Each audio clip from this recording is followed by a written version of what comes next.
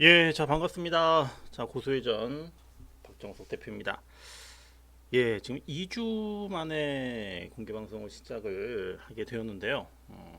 우리가 이제 항상 또 시작을 하기 전에 또 방송 화면하고 제 목소리가 또 잘 나오는지 또 확인을 할 텐데, 전에는 뭐 각 방별로 숫자를 따로따로 올려주십시오라고 했는데요.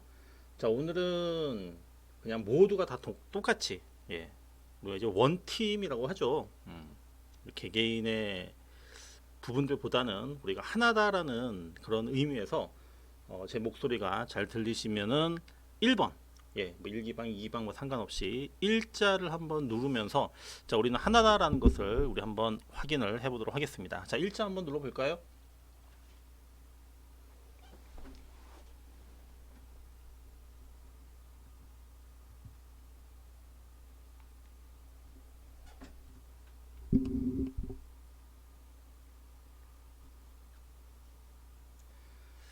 예, 자 모두 반갑습니다. 날씨가 오늘 굉장히 더워요. 뭐 밖에 외출하셨던 분들 뭐 날씨 좀 오늘 덥다라고 생각하실 거고, 그 다음에 제가 이제 저녁 때 이제 방송하려고 이제 사무실로 오다 보니까는 비가 좀 한두 방울 떨어지더라고요. 근데 보니까 비가 좀 내리고 있습니다. 그래서 더더욱더 좀 후덥지근한 그런 좀 날씨인 것 같아요. 전 날씨가 더웠던 만큼 주식시장도 좀 뜨거워야 되는데, 주식시장은 아직도, 예, 아직도 참 밋밋합니다. 예. 자, 시장, 예, 뭐 여러분들 뭐 시장에 지금 다들 계실 텐데 답답하시죠? 시장 오늘 뭐 제목도 제가 무기력을 날려버릴 뭐 하반기 유망 섹터라고 오늘 제목을 졌는데, 자 왜 이렇게 느끼기에 무기력한가? 지수는 뭐 올라요, 계속. 지수는 계속 오르는데, 그런데 우리가 느끼는 부분은 뭐 사상 최고치라는 그런 느낌을 전혀 받지 못하는 그런 장이 지금 계속적으로 진행이 지금 되고 있습니다. 제가 지난번에, 그러니까 지난 6월 13일이었었죠. 2주 전에 공개 방송을 했는데, 이때 이제 말씀드렸었던 내용 혹시 뭐 기억을 하실지 모르겠습니다만은, 작년 3월 달, 작년 3월 달부터 그 다음에 작년 10월 달까지, 이때까지 시장이 참 좋았는데, 3월 달에서 10월 달까지 시장이 참 좋았는데, 그런데 이때 신규 투자자의 60%, 신규 투자의 60%는 오히려 손실을 봤다. 그 부분은 제가 그 분석했, 그 통계로 나왔었던 부분들, 그 어디 자본시장 연구원이라고 하는 그런 그 단체에서 그 분석을 한 내용을 제가 한번 그 얘기를 했었을 거예요. 이때도 60%가 마이너스 손실을 기록을 했다. 이때가 제가 볼 때는 역대급으로, 역대급으로 장이 전 좋았다고 생각을 해요. 이 짧은 기간 동안, 이 기간 동안 이만큼 시장이 올랐었던 적이 거의 없을 정도로, 물론 그때 이제 3월달 전에 뭐 급락을 했었던 부분들이 있긴 했지만은, 그런데 이때, 이때 이제 그 저점 대비 해가지고 이 올라와준 폭은 거의, 예, 거의 뭐 한 지수상으로 따진다면은 2배 정도, 2배 정도 이렇게 올랐습니다. 이렇게 시장이 좋을 때도 수익을 못 내는데, 그렇다면 올 상반기 어땠었는가? 아마 지금도 여러분들께서 느끼실 때는, 아 장이 별로야, 장이 안 좋다, 작년보다도 안 좋다, 작년에 그렇게 좋았을 때도 손실을 냈는데 올해 상반기 같은 경우에는 더더욱더 그럴 수밖에 없는 거예요. 이거는 제가 생각할 때 개인 투자자, 우리가 이제 개인이죠. 뭐 개인이 있고 외국인이 있고 기관들이 있지만은, 이거는 숙명이다라는 생각을 합니다. 개인 투자자의 숙명. 그만큼 개인 투자자들은 시장이 좋다 하더라도, 지수가 좋다 하더라도 수익을 내기가 참 어려웠다. 이거는 제가 과거, 그러니까 제가 이제 그 90년대 후반부터 주식 투자를 하고 그다음에 전문가 생활을 하면서 지금 20년 넘게 진행이 되고 있지만은 이 중에서 정말 시장이 강했었던 그런 구간들이 몇 번씩 있었어요. 그 중에 하나가 작년이었었고, 작년 같은 경우에는 제가 볼 때는 이전에, 그러니까 시장만 본다면, 지수만 본다면은 이전에 그 좋았었던 그때랑 비교를 했을 때도 역대급으로 정말 장이 좋았었다. 제가 생각했었던 개인 투자자들이 제일 좋았었던 장, 물론 뭐 작년에도 좋았다고 할 수 있겠지만은 제가 생각했었던 가장 좋았었던 시절은 그 2004년도, 뭐 3년도, 4년도 이때부터 2000 그 금융위기 전까지 2007년, 8년 이때가 제가 볼 때는 개인 투자자들이 가장 좋았었던 그런 시기였던 것 같아요. 그러니까 작년하고 올해도 뭐 특히 작년에 굉장히 좋았었지만은 지수상으로 봤을 때 개인 투자자가 그래도 제일 장이 좋았었던 시절은 전 이때였다는 생각을 합니다. 이때 뭐 기억들 하시겠지만은 기억나시는 분들 혹시 계실지 모르겠지만 물론 아마 지금 주린이 분들 작년 그다음에 이제 올해 새롭게 들어오신 분들은 뭐 이때 기억들 안 나실 거예요. 특히 지금 뭐 20대, 30대 이렇게 또 젊으신 분들이 작년하고 올해 많이 들어왔었기 때문에 뭐 이때는 뭐 중학생이라든지 뭐 초등학생일 수도 있고요.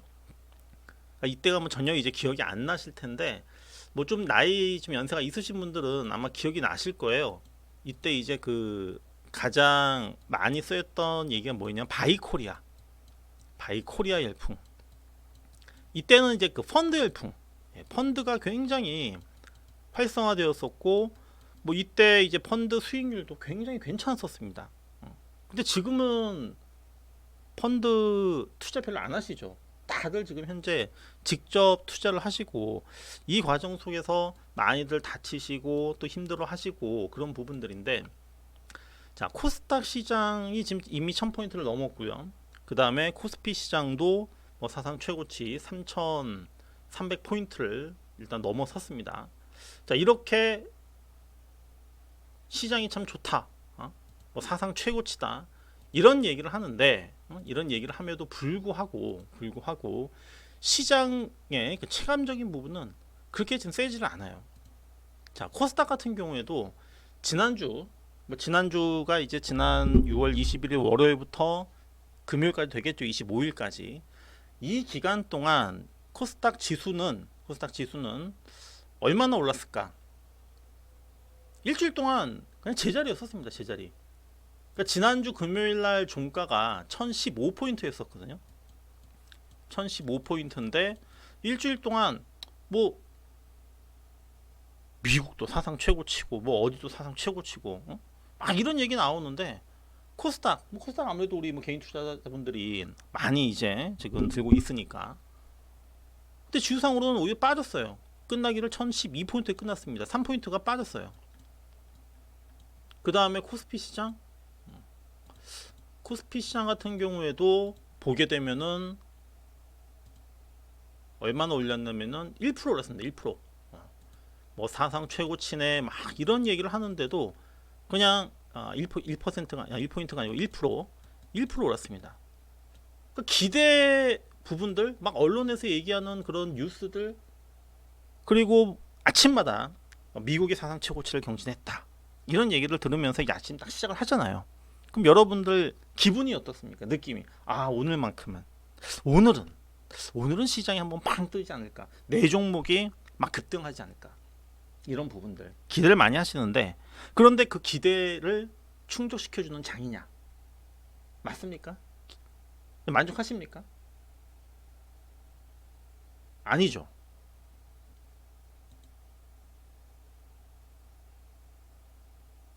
기대가 크면은 뭐 실망도 크다라는 이제 그런 말들이 있기 때문에 기대했던 것 이상 현재 올라가지 못해요. 코스피 시장 3,300포인트 어쩌고저쩌고 하는데도 방금 말씀드렸던 대로 지수는 겨우 한 1% 정도밖에 지금 못 올랐었던 부분들이고요. 그래서 지금 보면은 지수가 지금 보니까 많이 올랐습니다. 지금 코스피는 사상 최고치니까 3,400포인트를 넘어섰으니까 여기서 이제 여러분들께서 이제 생각을 하는 것들은 뭐냐면은 아, 너무 많이 올랐다. 그리고 종목들도 지금 보니까 잘 안 간다. 이러다가 한번 시장 폭락이 오지 않을까라는 그러한 걱정들, 두려움들. 여기에 대해서 그렇다면 대책을 세워야 될 텐데 그런 두려움 때문에 그 대책 중에 하나가 여러 가지가 있겠지만은 그 중에 하나가 뭐가 있냐면은 바로 이 곧버스라고 하는 거, 곧버스. 그러니까 이제 인버스, 이제 ETF죠. 인버스 곱하기 2. 이게 어떤 상품이냐면은 지수가 1% 오르면은 곧버스는 반대예요. 떨어지면은 수익이 나는 상품인데 곧버스는 1%가 오르면은 2%가 빠집니다. 반대로 1%가 지수가 빠지면은 이론상으로 그래요. 2%가 오릅니다. 그러면은 지금 많은 투자자들은 좀 시장이 지금 걱정되니까 두려우니까 곧버스를 사야 되지 않을까? 실제 개인 투자자들이 이 곧버스를 엄청나게 샀다라는 그런 뉴스들이 지금 나옵니다. 자, 여기서 이제 보시게 되면은 제목을 보면 어차피 인생 항방, 이 글씨가 좀 잘 보이실지 모르겠는데 한번 읽어드릴게요. 코스피가 뛰는 와중에 곧버스 탄 개미들, 주가가 1% 오르면 2% 손실을 보는 구조이다. 이때도 이제 개인 투자자들이 4일 동안 곧버스를 2,200억을 쓸어 담았다. 반대로 기관 투자자들은 이제 반대죠. 이제 인버스의 반대가 바로 레버리지인데 레버리지를 1,400억치 순매수했다. 그리고 가장 많이 판 게 바로 곧버스를 가장 많이 팔았다. 기관들이 팔았던 곧버스를 누가 샀느냐? 개인들이 산 건데 개인들이 산 이유는 뭐냐면은 최근 주가를 단기 고점으로 보고 다시 떨어질 것이다라는 그런 전망에 베팅을 했다는 얘기예요. 올해도 뭐 사상 최고치를 14번 갈아치우고 이러다 보니까는 인버스 가격이 얼마나 많이 떨어졌겠습니까? 한번 볼까요, 가격을?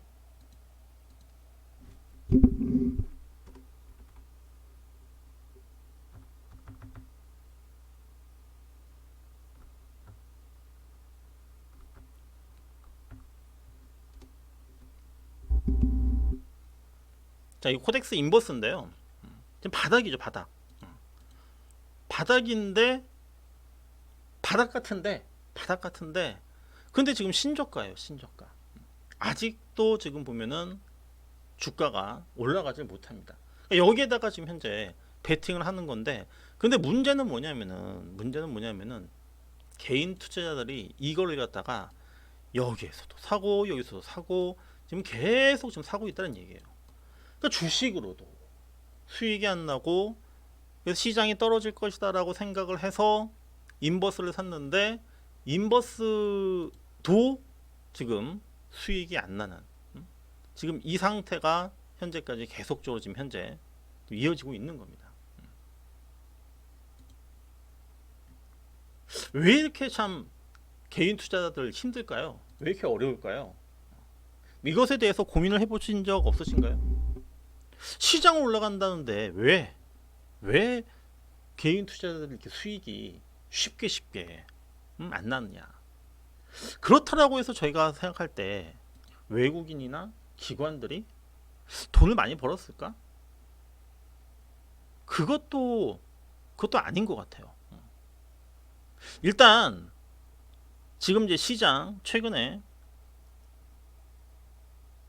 일단 뭐 꾸역꾸역 올라가긴 하지만은 그 리스크라고 하는 부분들이 있잖아요.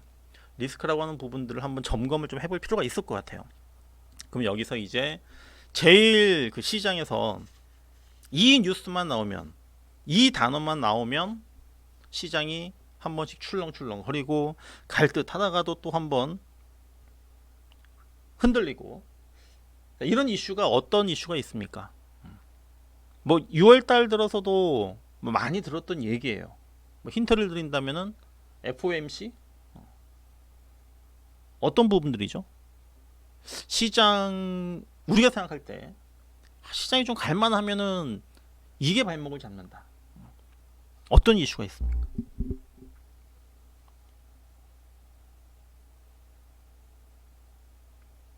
테이퍼링, 금리 인상. 자, 우리 1기방, 우리 무료방에 그 뉴 무료 1기방도 있고 2기방도 있고 한데 1기방하고 2기방하고 제가 저번도 한번 말씀드렸었지만은 분위기가 많이 틀려요. 저희가 이제 그 얼마 전에 6월 초였었죠. 6월 초에 기존의 방을 폭파하고 이제 다시 새롭게 그 1기방, 2기방을 만들었었는데 선착순으로 먼저 1기방을 만들었었고 그 다음에 이제 1기방이 다 찬 다음에 그 다음에 이제 2기방이 만들어졌거든요. 그러니까 먼저 들어오신 분들이 그래도 좀 더 의지가 있고 적극적이신 분들이 1기방이 더 많은 것 같아요. 그러니까 우리 2기방도 지금 어떻게 보면 좀 늦게 들어오신 분들이 많이 계시는데 좀 더 좀 적극적으로 적극적으로 좀 해주세요. 1기방하고 2기방 뭐 같이 계시는 분이 혹시 계실지 모르겠지만은 분위기가 틀립니다. 지금 보면 1기방 같은 경우에도 지금 뭐 금리 인상, 테이퍼링 이런 뭐 답변들 지금 많이 올라오고 있는데 지금 2기방에는 지금 한 분밖에 지금 답변 안 하셨잖아요. 여러분들이 2기방도 좀 더 2기방에 계신 분들 좀 더 좀 분발해 주시고 그래야지 또 뭐 1기방도 마찬가지고 2기방도 마찬가지고 그냥 그냥 뭐 너 혼자 떠들어라. 그다음에 뭐 그 장중에 뭐 톡방도 역시 마찬가지예요. 카톡방도 그냥 나는 그냥 뭐 지켜보겠다. 그냥 난 눈팅만 하겠다. 그런 것보다는 아무래도 제 입장에서는 그래도 1기방 이게 더 적극적으로 하는 방에 좀 더 애착할 수밖에 없어요. 2기방 좀 인사도 좀 자주 하시고 끝나고 나서 장 끝나고 나서 뭐 수고하셨습니다. 제가 이 말 좀 하는 게 어렵지 않다고 말씀드렸었잖아요. 좀 그렇게 좀 서로 있는 듯 없는 듯 그런 방보다는 그래도 뭐 장중에 뭐 장 끝나고 나서 막 떠들라고 하는 것이 아니라 그래도 좀 더 활발해야지. 그래야지 또 제가 또 여러분들하고 좀 더 소통도 많이 하고 그렇게 되지 않겠습니까? 그렇죠? 예.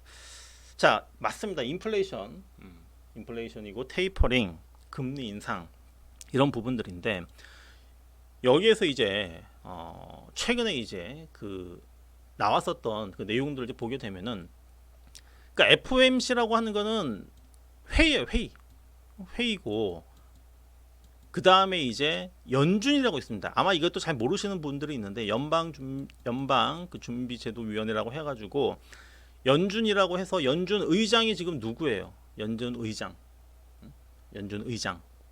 그러니까 우리나라로 따지면은 한국은행 총재라고 보시면 될 거예요. 연준 의장은 파월, 그죠? 그 다음에 이제 여기에 이제 위원들이 있습니다. 연준 위원들이 있어요.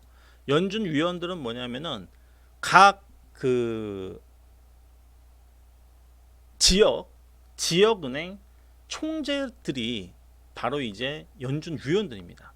그러니까 뭐 아틀란타, 샌프란시스코, 클리브랜드, 뉴욕 각 이제 그 지역 그 연방은행 총재들이 있는데 이 사람들이 위원이에요. 근데 이제 이 위원들이 이제 얘기를 한단 말이에요. 근데 이 위원들의 생각들도 뭐냐면 다 똑같진 않아요. 다 틀릴 거예요. 다 틀릴 겁니다.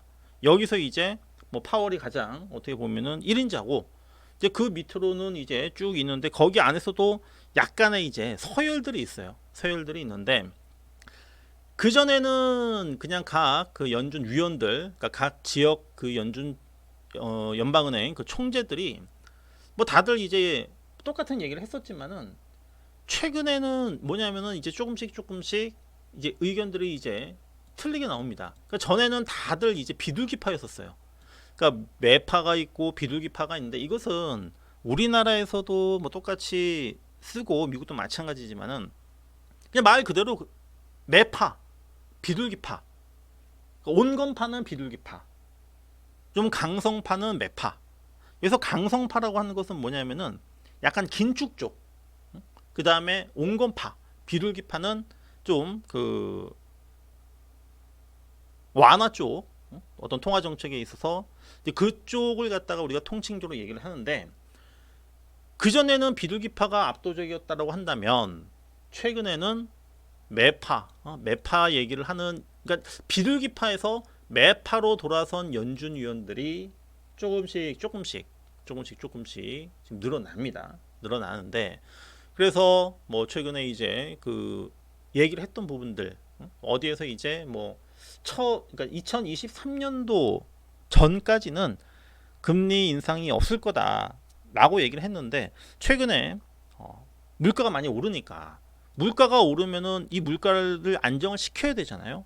그럼 물가를 안정시키는 것이 바로 이제 뭐 금리 인상이나 아니면 테이퍼링. 테이퍼링이라고 하는 건 뭐냐면은 채권을 매입하는 거예요. 채권을 매입하는 거. 채권을 매입을 한다는 얘기는 뭐겠습니까? 자, 시중에 나가 있는 채권을 갖다가 사요.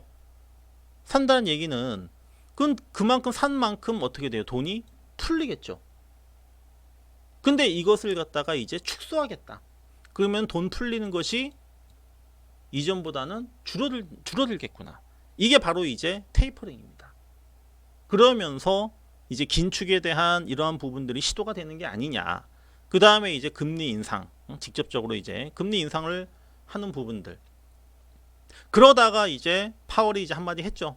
파월이 이제 한마디 하면서 어느 정도 요 부분을 진정을 시키는 이제 흐름으로 진행이 되었었는데, 그러다 보니까는 이 부분들이 미국이나 미국보다도 우리나라와 같은 이러한 어떤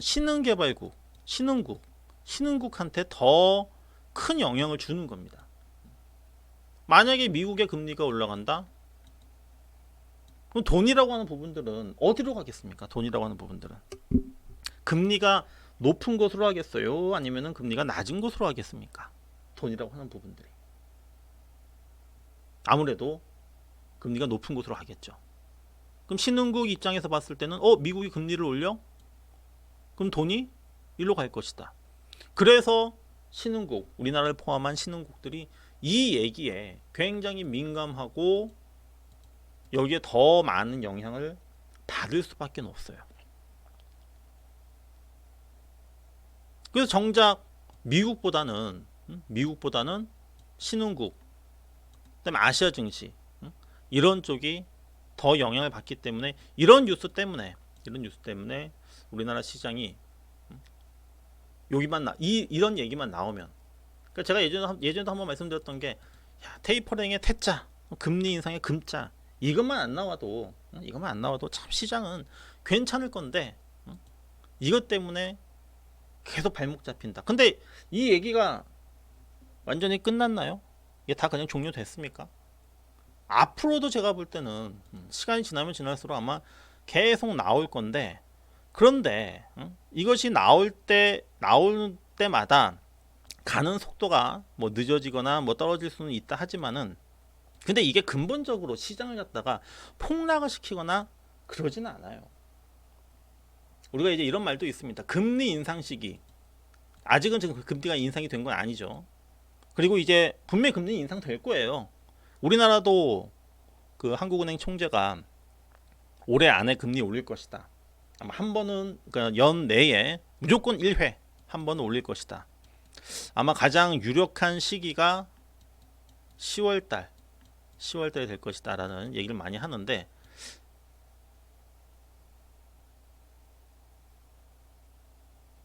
9월달도 있는데 왜 10월달일까요? 9월에 하면 안 될까요? 만약 금리 인상을 할 때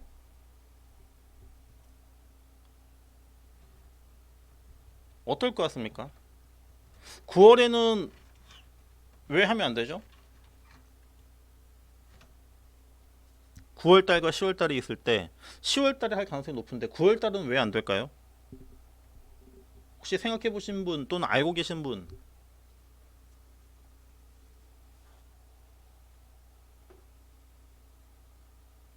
그렇죠. 명절이 있죠. 명절. 추석 명절. 어.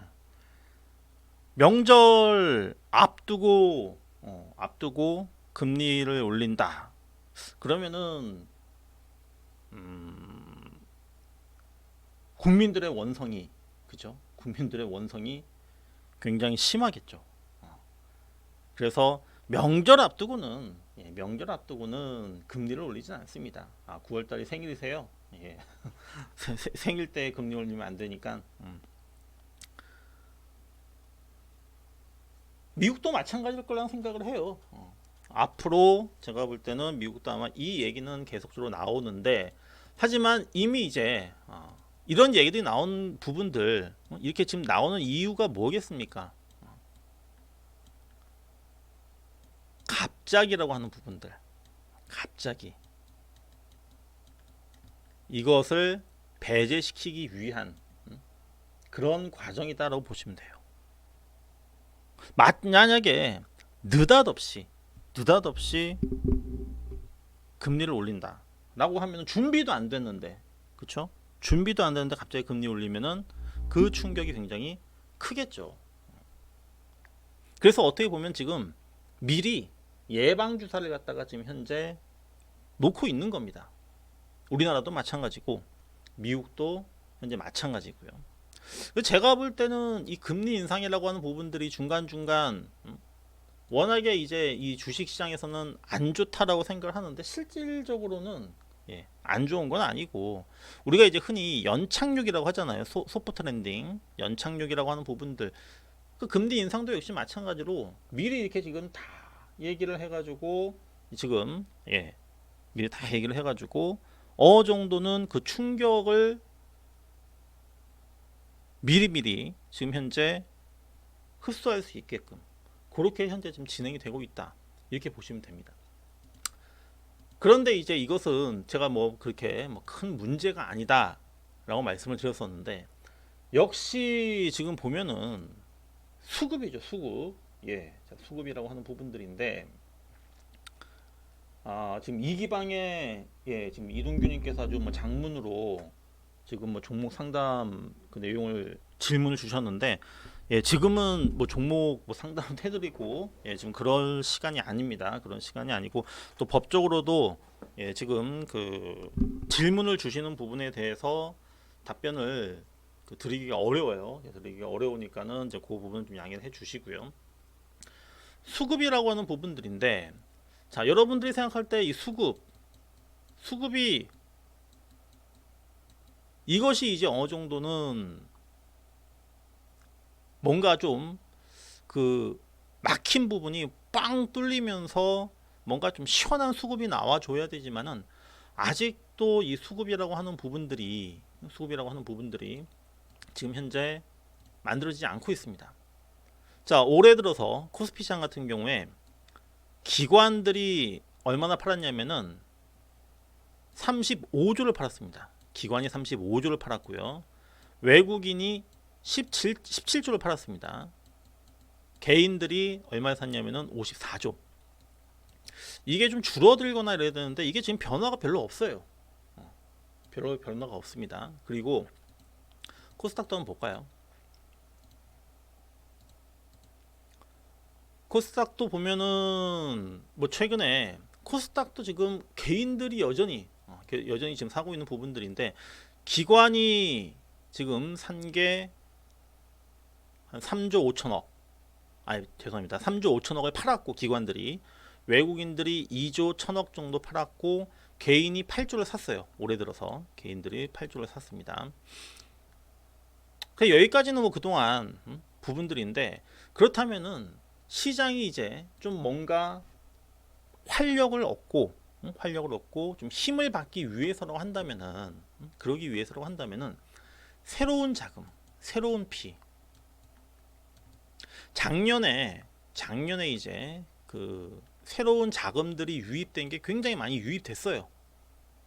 많이 유입됐는데, 근데 올해 들어서 이 새로운 자금이 들어오지를 않습니다. 들어오지 않고 있습니다.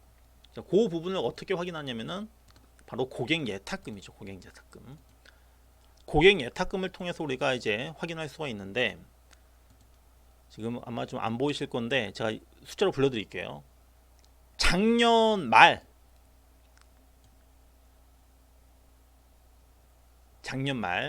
2020년 12월 30일 날 이때 고객 예탁금이 얼마였었냐면은 65조였습니다. 65조. 그래서 이 추세로 간다면은 조만간 고객 예탁금 몇 조 시대? 100조 시대 열릴 것이다. 굉장히 낙관적으로 봤던 부분들이죠. 그럼 현재 지금 오늘이 이제 6월 27일, 지금 6월 거의 이제 마지막 6개월이 이제 지난 지금의 시점에서 얼마만큼 늘었을까? 얼마만큼 늘었을 것 같아요? 작년에 65조 고객 예탁금이 얼마만큼 늘었을까?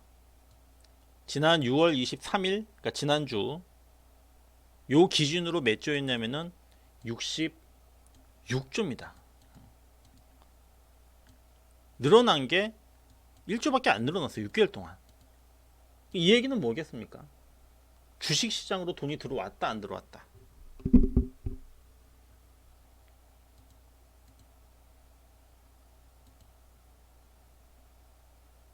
안 들어왔어요. 안 들어왔다는 얘기예요.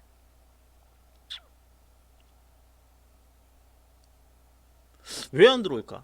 여기에 대해서도 우리가 또 여러 가지 이제 이유, 원인들을 생각을 해봐야 될 텐데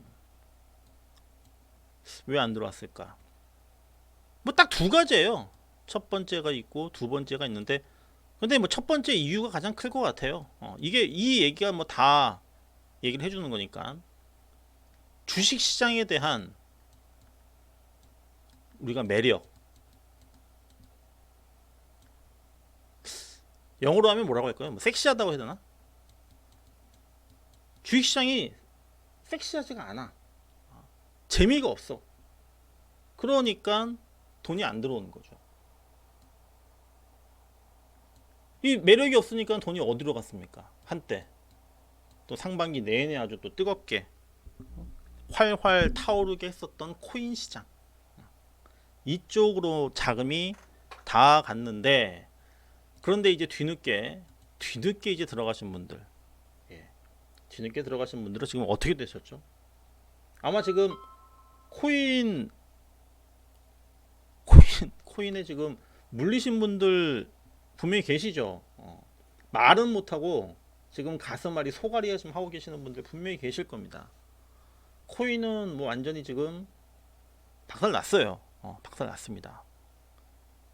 뭐 비트코인 같은 경우에도 지금 8천 고점 찍고 뭐 최근에 이제 3천대까지 최근에 뭐 조금 올라긴 했어요. 올랐고, 제가 이제 보는 그 코인 상품 중에 하나가 이제 저는 이제 리플을 보는데, 아마 이게 리플이 2,400원인가 500원까지 갔었다가 지금 현재는 700원대예요. 최근에 600원대까지 빠졌다가 지금 다시 이제 뭐 700원대 요 정도인데, 이거는 뭐 몇 토막입니까? 이거는 3분의 1 토막도 더 난 거예요.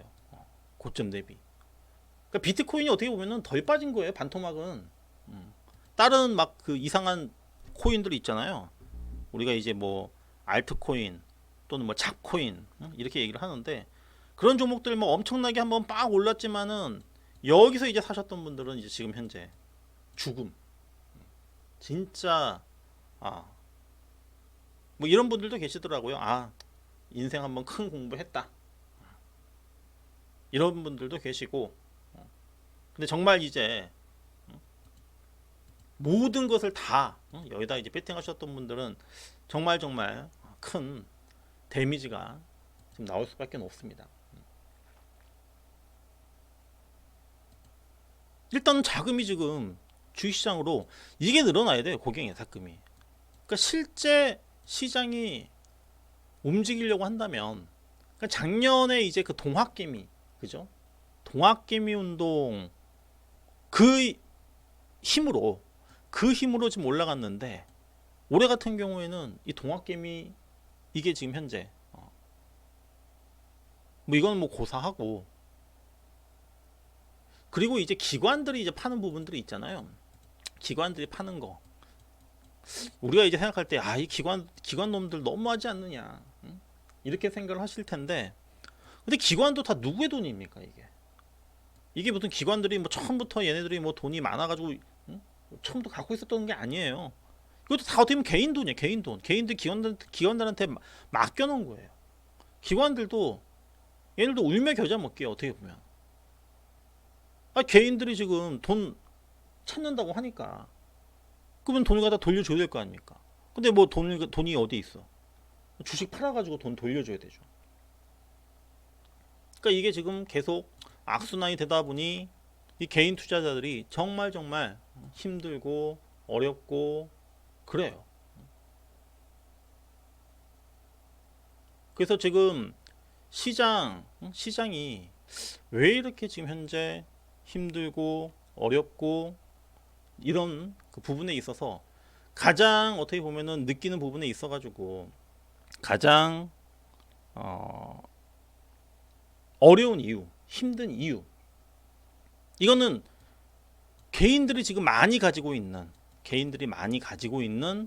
그 주식들이 안 오르기 때문에 그래서 지금 상대적으로 지금 시장은 지수는 올라가는데 내 종목은 못 올라간다. 대표적인 업종, 여러분들이 뭐 많이 알고 있는 대표적인 업종이 어떤 업종입니까? 많이 갖고 있는 업종, 그래서 지금 못 올라가고 있는 업종 어디예요?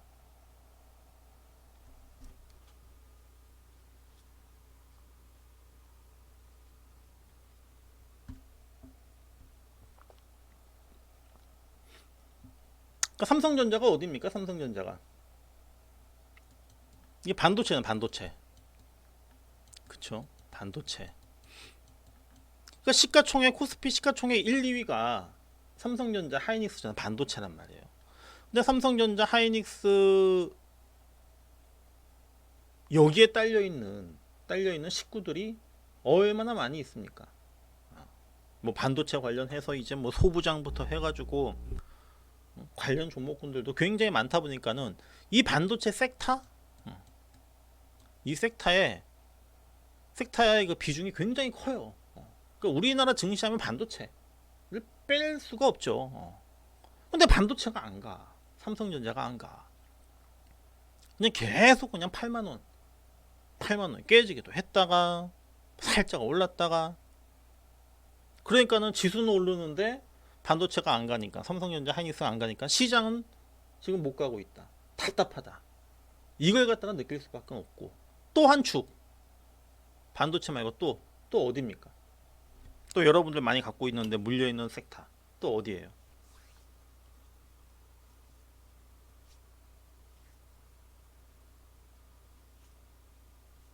반도체랑 뭐 쌍두마차라고 봐야지 뭐. 예. 어디예요? 예, 뭐 자동차도 있어, 맞아. 예, 자동차도 못 갔어. 예. 연초에 삼성전자, 현대차, 뭐 이때 뭐 대단했었잖아요. 그때 뭐 삼성전자, 현대차만 주식이다라고 얘기를 해가지고 여기에 뭐 들어가신 분들 굉장히 많지만, 반도체, 자동차. 그래서 이제 우리가 삼성전자, 자동차 합쳐가지고 우리가 통상적으로 뭐라고 얘기를 하냐면은 전차군단이라고 얘기를 많이 합니다. 전차군단이라고 얘기를 많이 하고요. 그 다음에 또 하나는 바로 많이들 말씀하셨던 바이오예요. 바이오. 그러니까 코스피 시장의 시가총액 1, 2위가 반도체고 코스닥 시가총액 1, 2위가 바이오예요. 셀트리온하고 셀트리온 헬스케어랑 셀트리온 제약이 코스닥 같은 경우에는 1, 2위란 말이에요. 뭐 그 외에도 뭐 2차전지, 우리가 이제 그 성장주라고 하죠.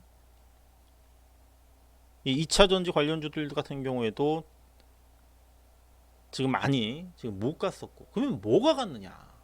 뭐가 이렇게 시장을 올렸나? 저도 이게 참 의아해요. 아무리 그래도 지수가 신고가를 경신하는데 삼성전자, 하이닉스가 안 올라가고 코스닥도 지금 1000포인트를 넘어갔는데 바이오는 아직도 지금 저 밑에 바닥에 지금 현재 있고, 바로 플랫폼주예요. 플랫폼. 코스피는 플랫폼. 플랫폼이 뭐죠? 그거잖아요. 그죠? 카카오.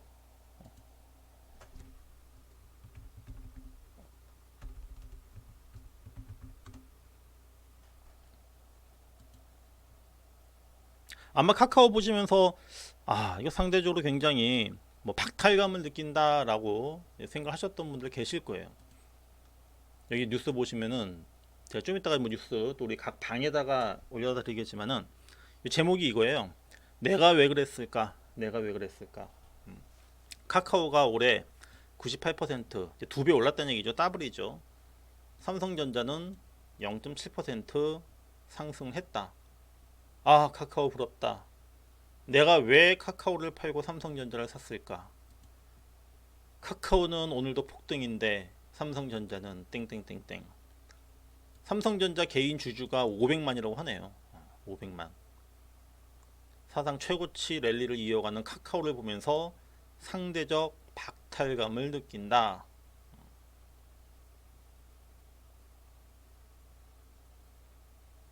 근데 여러분들 만약에 연초로 돌아간다, 연초로 돌아간다라고 하면은 여러분들 어떻게 하시겠습니까? 당연히 삼성전자 안 사겠죠. 그리고 카카오를 사셨겠죠. 근데 지나고 나면은 다들 이렇게 얘기를 해요. 내가 그때 내가 카카오 사라고 했었지. 자기는 안 샀으면서 내가 그때 얘기를 했었지. 말은 다들 그렇게 해요. 말은 다들 그렇게 합니다. 근데 진짜 사가지고, 근데 제 생각은 또 한 가지, 그때 사가지고 지금까지 이 100%의 수익률, 이것을 온전히 지금 현재 수익을 그대로 갖고 있는 사람이 얼마나 될까? 얼마나 될까? 지금까지 들고 있는 사람들, 갖고 있는 사람이 얼마나 될까? 다 중간에 잘 샀다 하더라도 중간에 다들 팔고 나서 아유 더 올라가네, 떨어질 거야 계속 얘기를 했지만은 안 떨어지고 계속 올라가는 그 상황들을 아마 지켜보셨던 분들도 아마 굉장히 많이 계실 거예요. 그냥 나는 몇 주 없으니까 나는 그냥 뭐 있으나 없으나 또는 뭐 그 기념으로 한번 들고 가볼까 라고 했던 분들 몇 주, 이런 분들이 아마 처음부터 지금까지 끌고 오셨을지, 지금 이때 사셨던 분은 다들 팔아먹었고요. 그 다음에 또 최근에 들어왔던 사람들이 또 엄청나게 많습니다. 최근에 들어왔던 사람들이 잘 가다가 목요일날 고점 찍고, 목요일날 이거 얼마 빠졌죠? 이게 한 7% 빠졌죠. 목요일날 7% 빠지고, 고점 대비 맨 꼭대기 사셨던 분들은 이틀 만에 또 한 10%또 까졌습니다. 그러니까 이게 어쩔 수가 없어요. 심리학적으로 봤을 때 이 개인 투자자들은 먹으면 짧게 먹고, 또 까지면은 또 이제 뭐 어떻게 될지 모르겠지만 또 까지면은 또 크게 또 까지는 그런 상황들이 발생하는데, 제가 볼 때는 방법은 진짜 묻어두고 주식시장하고 담을 쌓아야 돼요. 안 봐야 돼요.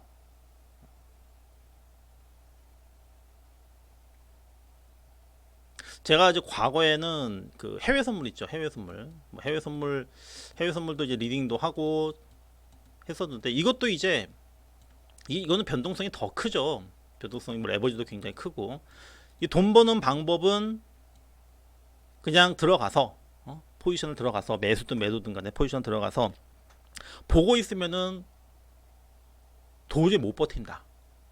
그럼 버틸려면은 안 봐야 된다.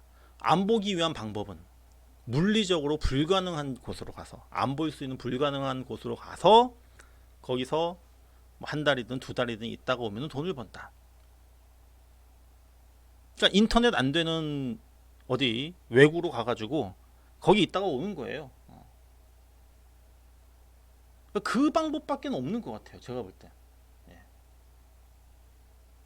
개인 투자자가 이 심리라고 하는 부분을 갖다가 버틸 수가 없어요. 이거는 정말 이제 뭐 많이들 말씀하시지만은 몇 주 없을 때, 비중이 적을 때, 그때는 가능한데 내가 정말 투자다라고 생각을 해가지고 이것을 끌고 간다. 이거는 제가 볼 때는 앞으로도 제가 볼 때는 힘들지 않을까, 어렵지 않을까라는 생각을 합니다. 그러면은 우리 개인 투자자 어떻게 해야 될 건가? 정말 안 볼 정도의 강심장을 만들어 가지고 그 투자 심리로 그 투자 심리를 버틸 수 있는 그런 투자 심리를 키워야 될 것인지, 아니면은 안 되니까는 그래 그냥 뱁새가 어떻게 황새를 따라가리요, 그냥 뱁새만큼만 걸어가자, 여기에 지금 만족할 것인지, 이거 방법이 참 어렵습니다. 어떻게 보면 여러분들이 제 얘기를 듣고서 너무 절망적이지 않느냐, 야, 이 개인 투자자 정말 힘든가? 이거는 작년에 아까 그 저번에도 말씀드렸었지만은 3월달에서 10월달 이 좋은 장에서도 마이너스 수익률을 기록을 했었던 신규 투자자들, 그 이유, 그 배경하고 똑같은 거예요. 그럼 이때도 왜 마이너스 수익률을 기록을 했을까? 시장은 좋았는데. 종목들, 이때 3월달 10월달 가장 기억나는 종목, 제일 잘 갔던 종목, 어떤 종목이 딱 떠오르시나요? 머릿속에서. 대형주 중에서 제일 잘 갔던 거 뭐가 있습니까? LG화학이 있잖아요. LG화학도 주가가 얼마나 많이 갔어요. 근데 이것을 온전히 먹었을까? 개인 투자자가? 제가 볼 때는 못 먹었어요.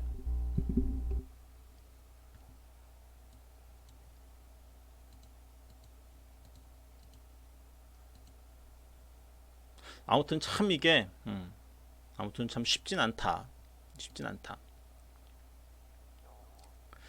다만 이제 제가 좀 희망적인 부분들, 이제 코스닥 시장, 그동안 이제 소외되었던 종목도 있잖아요. 소외되었던 시장하고 요 부분에 대해서 좀 희망적인 부분들, 요 부분들을 제가 좀 한번 말씀을 좀 드려보도록 할게요.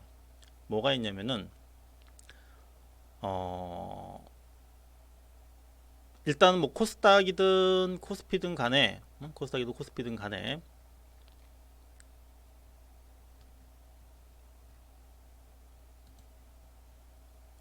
다행인 것은 뭐냐면은 현재 경기가 그래도 경기가 좋다라고 하는 부분들이죠. 경기가 좋다라고 하는 부분들. 뭐 수출 같은 경우에 올해 뭐 굉장히 잘 되고 있습니다. 기업들. 그리고 기업들의 이제 그 EPS라고 하는 부분들. 그러니까 작년에 이제 요 떨어진 부분이 있죠.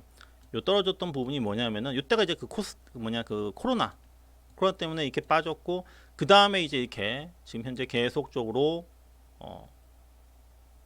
증가를 합니다. 그러니까 기업들의 그 선행 EPS라고 하는 게 뭐냐면, 우리가 이제 포워드 뭐 EPS라고 얘기를 하는데 12개월 앞으로 12개월 1년 뒤죠. 1년 뒤에 EPS가 어떻게 될 것인가, 1년 뒤에 어떤 전망을 얘기를 하는 거예요. 그 부분들이 지금 현재 그래도 현재 뭐 경기 좋아지고 있고 괜찮다라고 하는 그런 부분들이고요. 그 다음에 이제 코스닥과 코스피의 상대 수익률이라고 하는 부분들인데, 자, 요 그림이 지금 보이실지 모르겠지만은, 자, 요 파란색 선 있죠? 파란색 선. 요 파란색 선은 코스닥 지수예요. 그러니까 최근에 이제 1000포인트를 넘어간 거죠. 그런데 이제 이 상대 수익률이라고 하는 부분이 뭐냐면은 코스피와 비교를 했을 때 코스닥 시장 우리가 지금 보면은 코스피나 코스닥이나 뭐 똑같이 올라온 것 같은데 이렇게 생각할 수 있겠지만은 그러나 코스닥과 코스피를 비교를 했을 때 지금 현재 그 상대적인 수익률이 지금 어떻게 되냐면 코스닥이 지금 마이너스 20%를 지금 현재 넘었습니다. 그러니까 상대적으로 지금 코스피보다 코스닥이 지금 한 20% 정도를 지금 현재 하회하고 있다는 얘기예요. 수익률이. 근데 이때가 이제 과거에 언제 있었냐면은 2006년도 2007년도 요때도 코스닥이 코스피보다 20%덜 올랐고 그 다음에 2010년 2011년도 그 다음에 2017년 18년 그 다음에 이제 이게 지금 딱 네 번째입니다. 그러니까 지금 코스피 시장 같은 경우 코스닥 시장이 코스피보다는 지금 현재 지수상으로 본다면은 굉장히 지금 많이 못 올라갔다고 하는 부분들이고요. 그 다음에 이제 실질적으로 수급이라고 하는 부분이죠. 수급이라고 하는 부분에 있어서 기관들이 들어와야 되는데 여기서 이제 기관들이라고 한다면은 그나마 우리가 좀 기대를 해볼 수 있는 부분이 연기금이잖아요. 연기금. 근데 연기금이 이제 올 초에 이제 그